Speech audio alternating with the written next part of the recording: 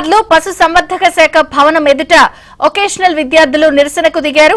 ఇష్టానుసారంగా జీవోలను మార్చుతూ తమ జీవితాలతో చెలగాటమాడుతున్నారని విద్యార్థులు ఆవేదన వ్యక్తం చేశారు.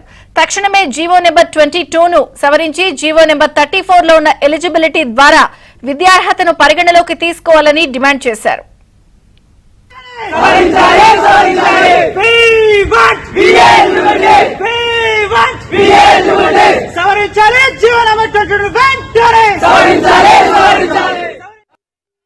పక్క రాష్ట్రంలో కానీ మన తెలంగాణ రాష్ట్రంలో కానీ ఈ దేశంలో ఎక్కడైనా సరే ఈ కోర్సు ఎలిజిబిలిటీ ఉన్నది.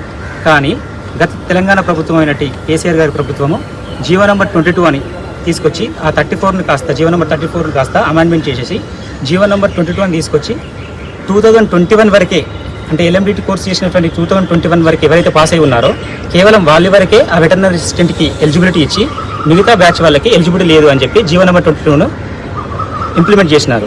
మా ఈ 2025 బ్యాచ్ వరకు ఎలిజిబిలిటీ ఇచ్చి ఈ కోర్స్ తీసేయండి. కోర్స్ తీసేసి ఎవరూ జాయిన్ గారు.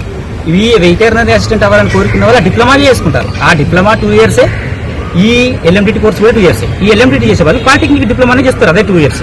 సో మాకు ఎల్ఎండిటి స్టూడెంట్స్ అందరికీ